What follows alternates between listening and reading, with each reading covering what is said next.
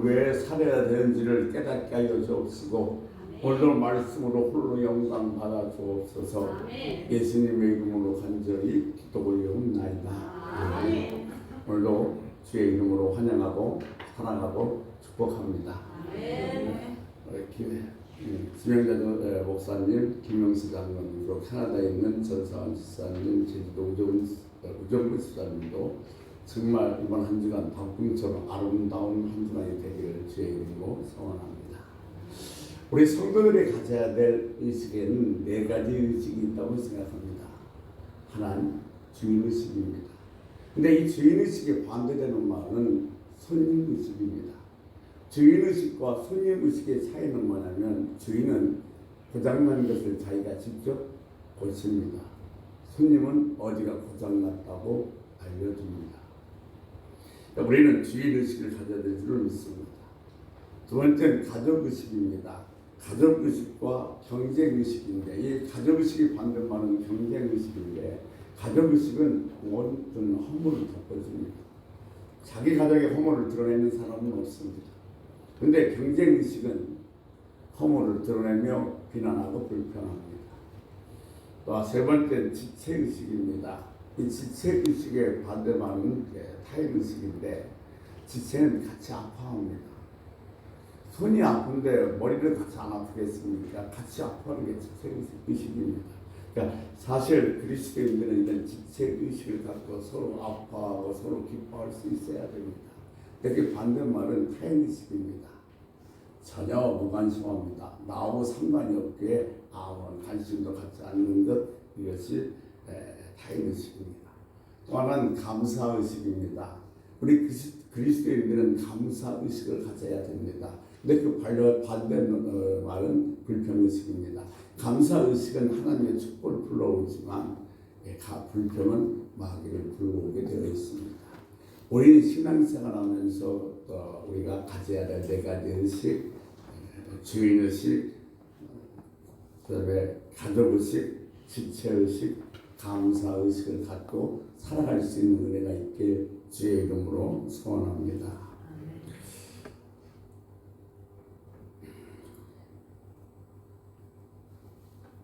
신앙생활은 나 자신과의 싸움입니다. 근데 나 자신과의 싸움에서 나의 힘을 빼는 것이 있는데, 그것은 본질이신 예수 그리스도를 바라보지 않고 비본질인 물질과 사람과 환경을 바라볼 때 그것은 나의 힘을 빼버립니다. 그래서 내 자신과 싸워보지도 못한 채 저버리고 마는 것이죠. 여러분, 걸음마루로 아이가 누가 건드려서 넘어지는 것이 아니라 저절로 넘어지는 것처럼, 이처럼 사람과 물질과 환경을 바라보면 우리들의 마음이 흔들려서 나와의 싸움에서 질 수밖에 없는 겁니다. 근데 나와의 싸움에서 이기기 위해서는 우리는 예수 그리스도를 향해서 내 몸과 내 시간과 땀의 열매를 드릴 때, 나 자신과의 싸움에서는 날마다 복된 승리를 하게 될 줄로 믿습니다. 우리가 이 세상 살아가면서 고통과 고민의 연속입니다. 이것은 하나님께서 만드신 것이 아닙니다. 아담과 하와 때문에 그것이 우리 세상에 들어왔습니다. 하나님께서는 세상을 아름답게 만드셨습니다. 그런데 자기 자신과의 싸움에서 진 이 아담과 하와가 그만 사단이 꾀에 넘어가고 말미암아 고통과 고난과 질병이 우리 세상에 들어오게 되어진 것입니다. 뱀이 하와에게 물었습니다. 동산에 있는 주방에 나온 모든 나무들을 사실과를 먹으라 하더냐 물어봤습니다. 그런데 뱀이 이렇게 말했을 때 하와는 이게 뭐야? 짐승이 말을 하네? 이거 뒤에서 악한 것이 역사하고 있구나 하고 사단의 유혹을 눈치챘다면 아마 아담과 하와는 사단의 유혹에 넘어가지 않았을 것입니다. 우리도 마찬가지입니다. 내가 지금 유혹받고 있다는 사실을, 사단에게 유혹받고 있다는 사실을 알지 못하면 나도 모르는 새에 사단에게 넘어갈 수밖에 없습니다.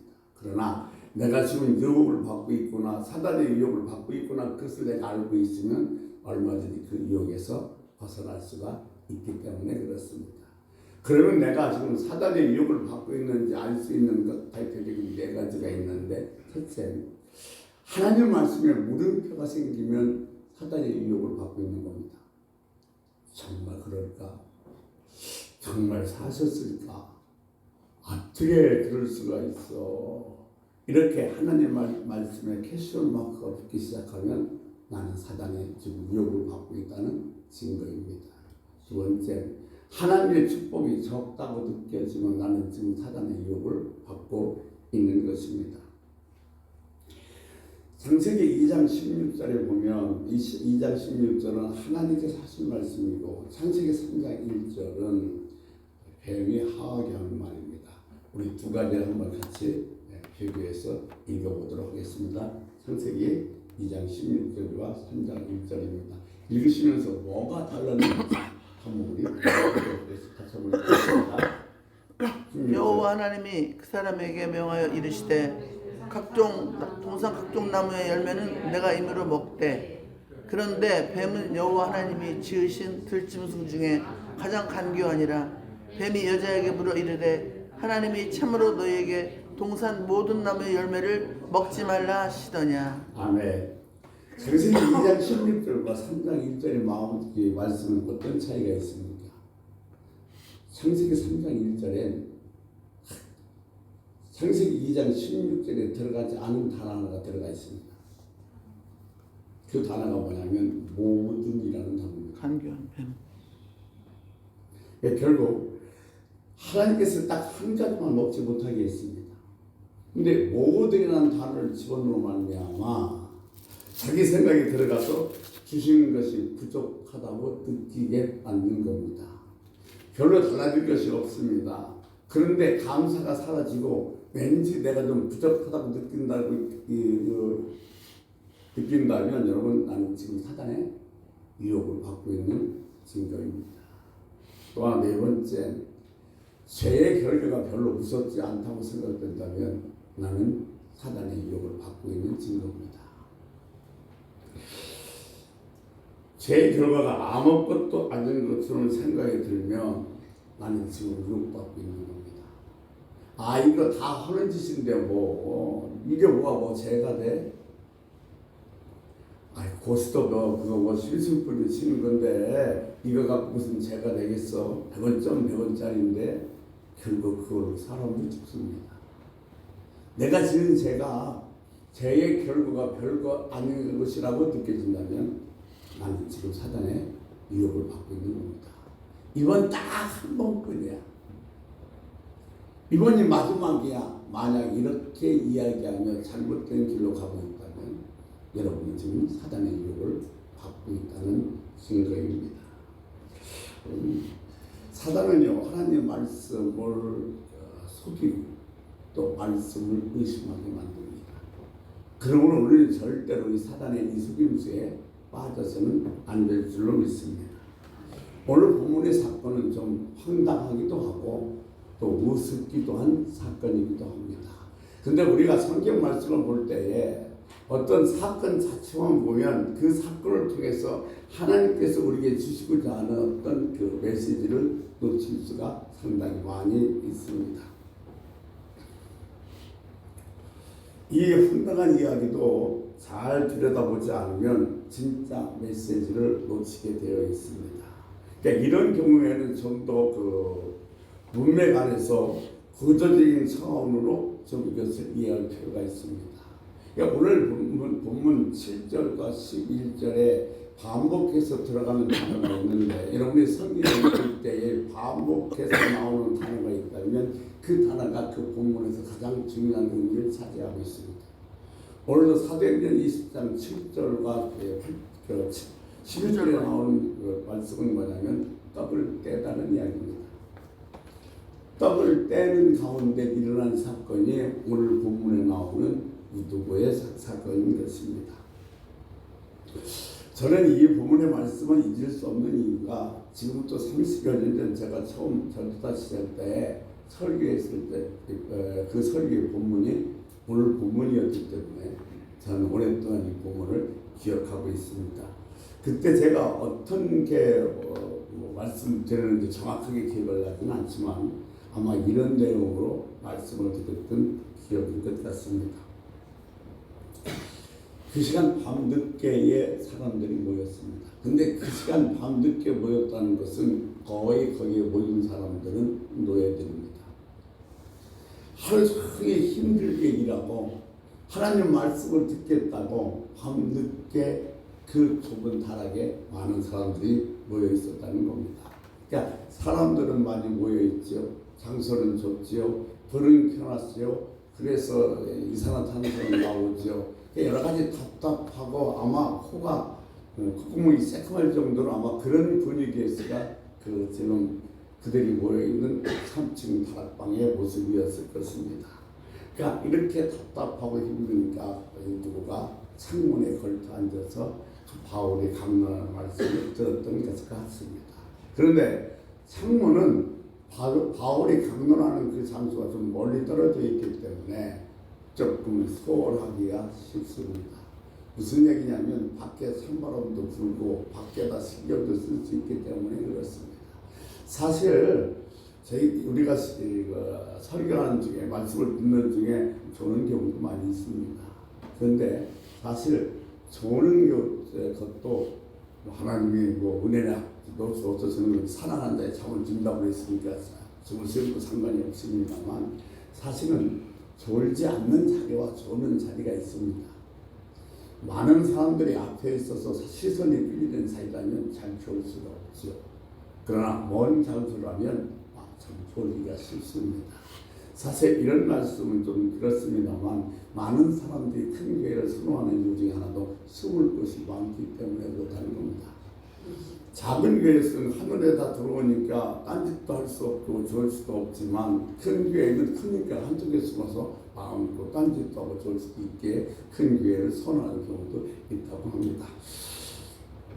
네, 사실 이 예배 시간에서 우리가 어떤 태도를 갖느냐가 매우 중요해요. 사실.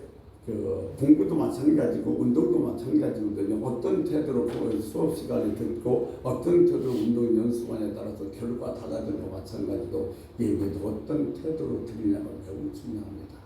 이번 이 예배는 강의가 아니잖아요. 내가 지금 어떤 마음으로 어떤 상태로, 왜냐하면 내 이 상태는 내 지금 마음을 증명해내고 있는 거예요. 내가 지금 어떤 상태로 마음을 듣고 하나님 말씀을 듣고 있는가를 보여주는 것이 내 자세이기 때문에 그렇습니다. 이 유튜브에 오늘 본문의 말씀을 묵상하다 보면 말씀을 전하는 자와 말씀을 듣는 자가 얼마나 열심히 했던지를 우리는 넉넉하게 짐작할 수가 있습니다. 이제 바울은 우리는 마지막에 들어가고 마지막입니다. 이제 바울은 로마로 떠나야 합니다. 그날 밤이었기에 지금도 성도들에게 3년 동안 얼마나 힘들었고 얼마나 고난도 많고 어떻게 양육한 자기들의 제자들입니까?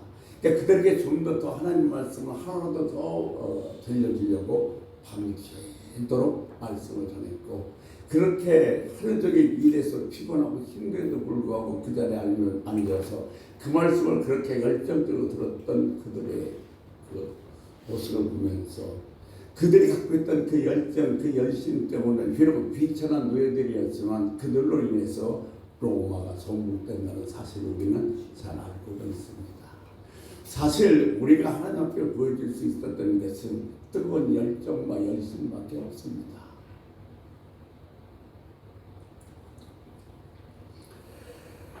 사람이 창에서 떨어져 죽었습니다. 근데 이 사건이 보고 나서 다시 인도가 살아났습니다만 그러고 다시 어떻게 올라가서 또 떡을 뺍니다. 예배를 드린다는 거예요. 사람이 창에 걸터 앉았다가 떨어져 죽었습니다. 얼마나 소란스러웠겠습니까? 얼마나 여러 가지 소동이 있었겠습니까? 그런데 다시 인도가 살아나니까 그걸로 예배가 끝나는 것이 아니라 다시 올라가서 떡을 뺏는 모습. 그러니까 결국 이 말씀을 통해서 저는 아마 이렇게 설교했던 것 같습니다. 초대교회 성도들이 갖고 있었던 그 열심, 초대교회 사도들이 갖고 있었던 그 열심이 있다고 한다면 세상에 어떤 영향이 와도 어떤 어려움이 와도 넉넉히 이길 수가 있고, 그런 말씀을 열정적으로 전하는 종과 그 말씀을 열정적으로 듣는 성도들이 있다면 결코 그 교회는 병들지 않습니다. 우리 교회도 그처럼 초대교회에 그 열정이 있는, 열심이 있는 그런 교회가 되었으면 좋겠습니다 라는 아마 이런 말로 설교했던 것이 기억이 납니다. 여러분, 설교는 듣는 것으로 끝나서는 안 됩니다. 이 말씀을 전하는 자는 깨달음이나 설득이 설교의 주제가 되서는 안 된다는 겁니다. 설교의 핵심은 설교자는 성도들과 함께 그 말씀 속으로 들어가서 그 말씀 속에서 내게 주는 그 어떤 것을 찾아낼 수 있는 것, 그것이 설교의 핵심입니다. 여러분의 말씀을 들으면서 맞아 그거요, 그렇게 해서는 안 된다는 겁니다. 오늘도 여러분 저와 함께 그 말씀 속에 들어가서 내게 주는 말씀이 무엇인지를 깨닫고 캐낼 수 있어야만이 오늘 설교의 진짜 백인 줄을 믿습니다. 다만 목사는 여러분에게 뭔가 설득시키고 뭔가를 증명해 보려고 말씀을 전하는 것이 아니라 여러분을 말씀 안으로 안내하는 안내자에 불과합니다. 같이 말씀 안에 들어가서 그 말씀 속에서 내게 주는 그 어떤 것을 깨닫고 발견할 수 있는 것, 그것이 설교의 요지인 것입니다. 그럴 때 하나님 말씀은 힘이 있고 흥황해서 반드시 우리에게 능력을 줄 수 있기 때문에 그렇습니다. 내가 얼마나 힘이 있는 성도인가, 내가 얼마나 능력 있는 성도인가, 내가 얼마나 신실한 하나님의 사람인가, 내가 말씀 속에서 얼마나 거하는가가 그것을 증명해 보인다고 생각이 듭니다. 오늘 사도행전 20장 7절에서 8절 말씀에 보면, 유두고가 죽은 이 사건은 바울이 3년 동안 그 소아시아에서 사역을 하다가 이제 내일이면 여기를 떠나야만 됩니다. 오늘 모든 걸 마무리하고 떠나기로 한 전날 밤에 아마 사도 바울은 만감이 교체했을 것입니다.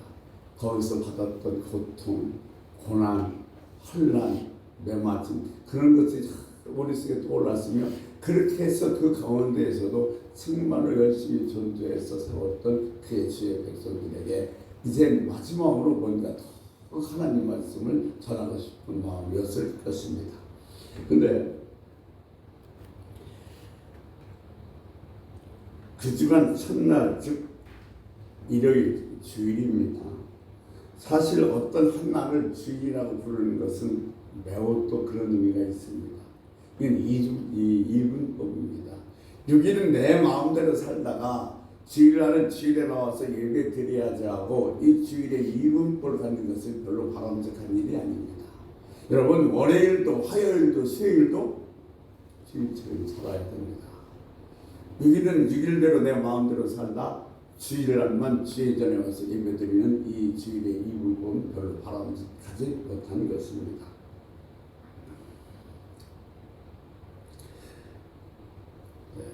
개정된 설계는 안식일 첫날이라고 되어 있습니다만 그 토요일입니다. 이건 기독교에서 매우 중요한 역사를 재료가 되는데, 즉 안식일에 모여서 이렇게 하다가 주일 밤에 대해서 예배를 드리는 겁니다. 그러니까 주일 예배의 시점이 바로 이 점이라고 얘기하는 학설도 상당히 많이 있습니다. 사실 오늘날은 시대가 많이 바뀌었습니다.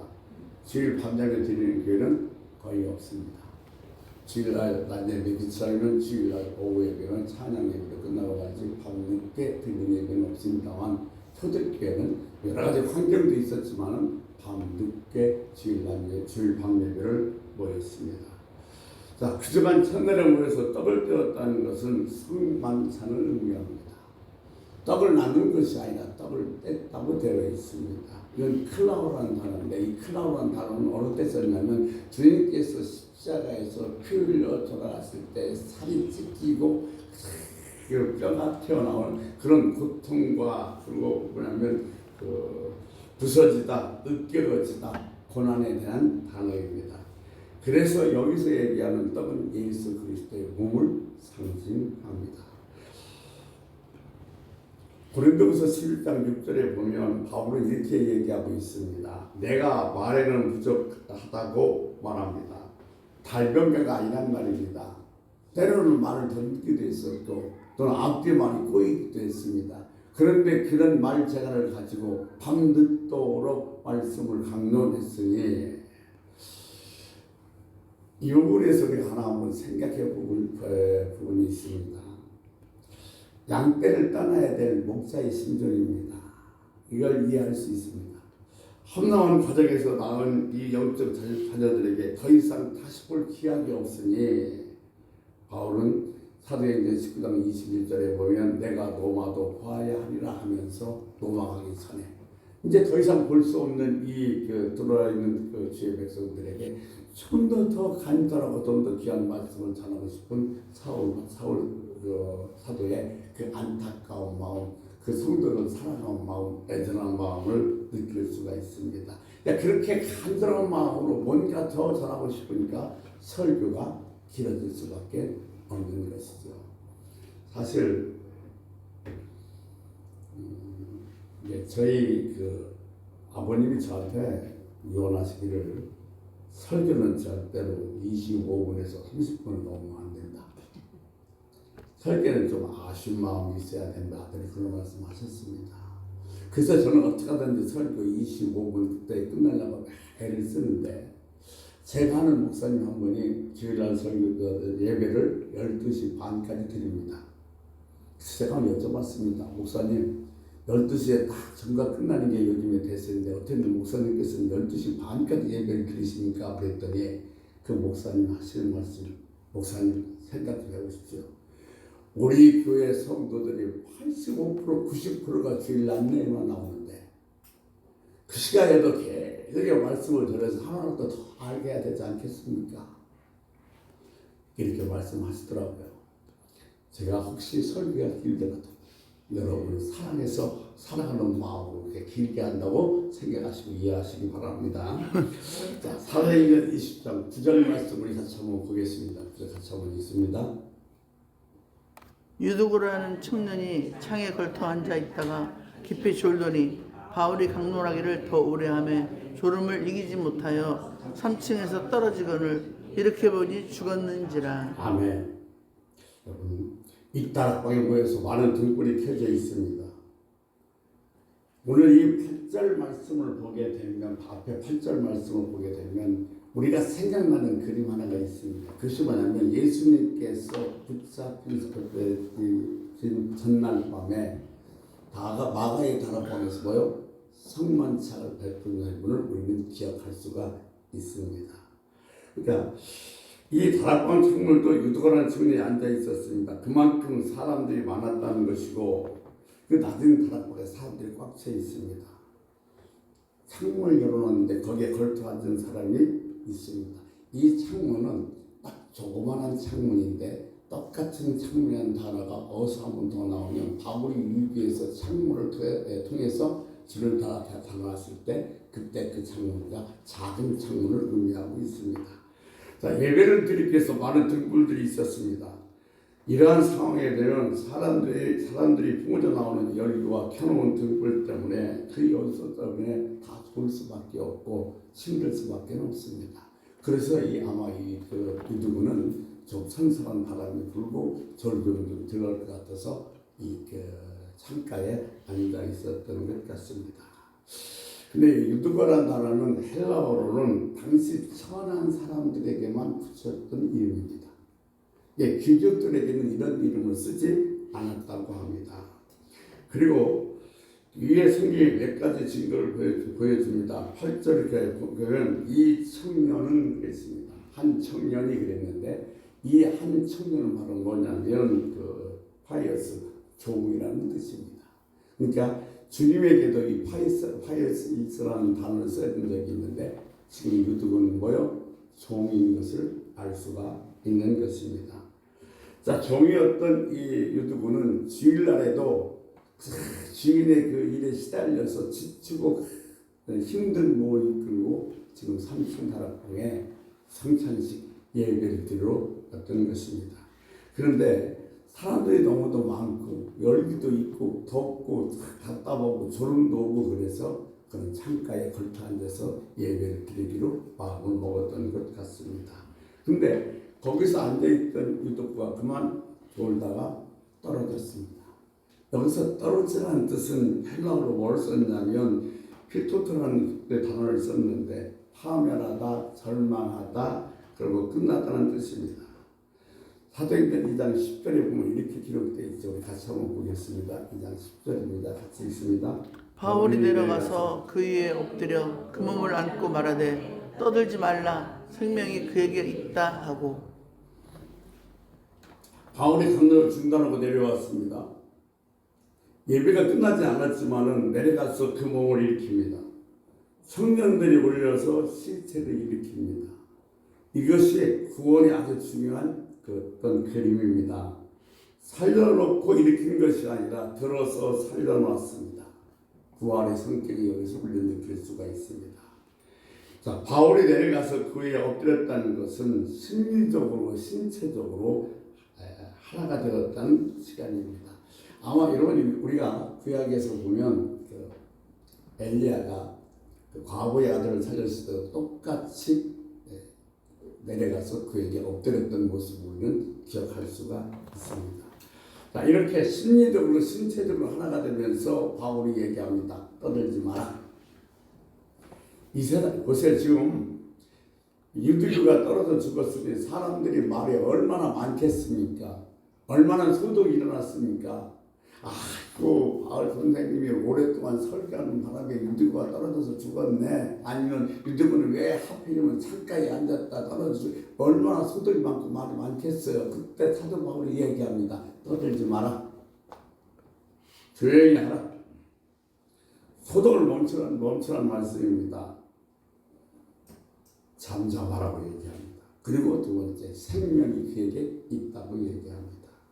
여러분, 예배가 어떤 자리인가 하면 유두가 죽었다가 일으키려 하던 사건이 어떤 문맥으로 끝납니까? 제가 앞서 말씀드린 것처럼 떡을 떼다로 시작해서 떡을 떼다로 끝나고 있습니다. 그 사이에 유두가 죽고 살았던 겁니다. 이 그림을 통해서 지금 예수님께서 우리들에게 무엇을 말씀하려고 이 사건을 말씀하고 계신 것일까요?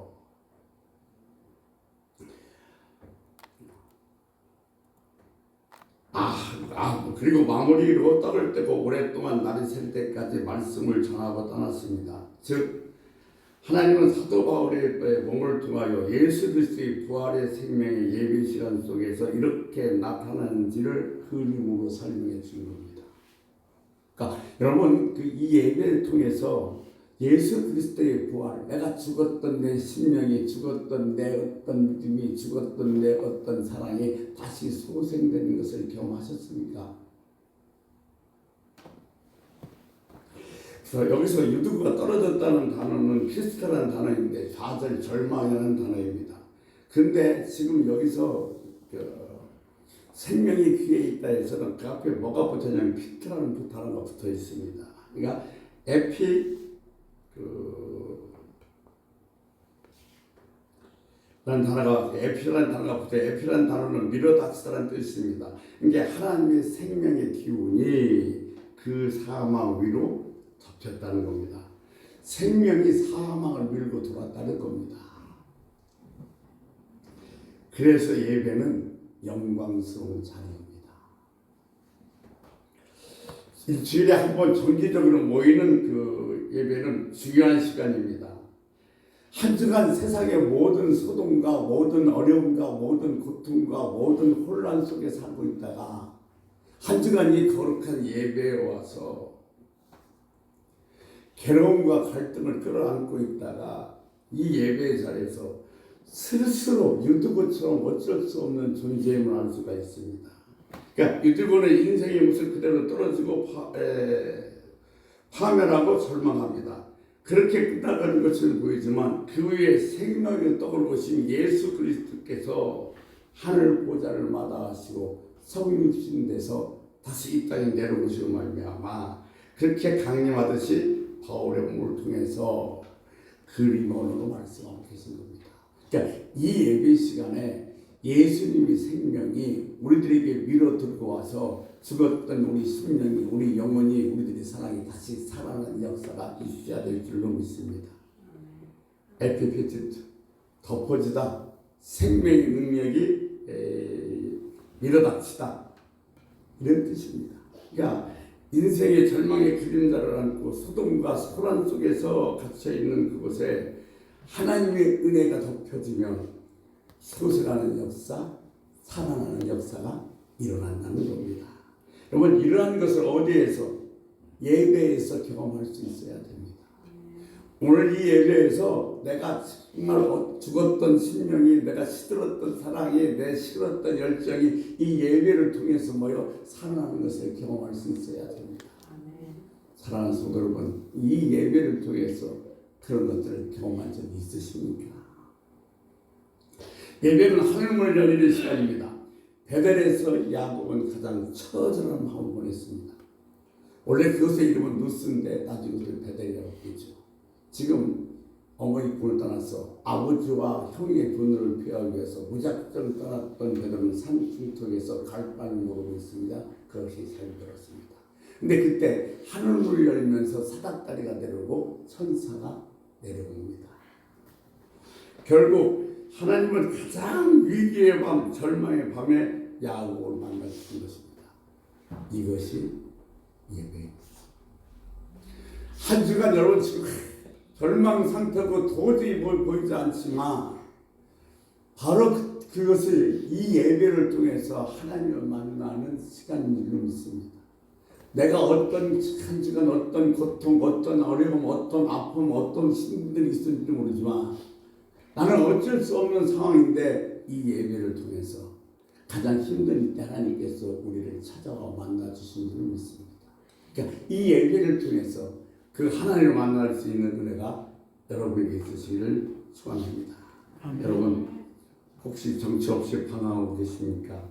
인생이 갈팡없이 방하십니까? 유도가 떨어졌던 것처럼 내 인생이 파멸이고 끝났다고 생각하십니까?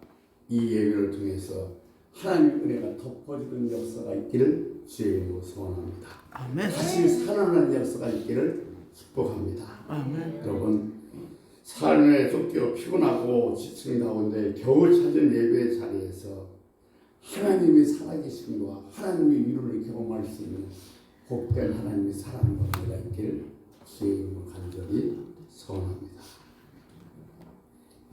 유대교가 살아나는 역사가 있는데 앞뒤를 통해서 뭐예요? 예배예요. 예배에서는 그런 것을 살아나는 것을 경험할 수 있는 그런 귀한 예배가 매주 되시길 주의 이름으로 소원합니다. 아멘. 기도하겠습니다. 하나님, 오늘 예배에서 하나님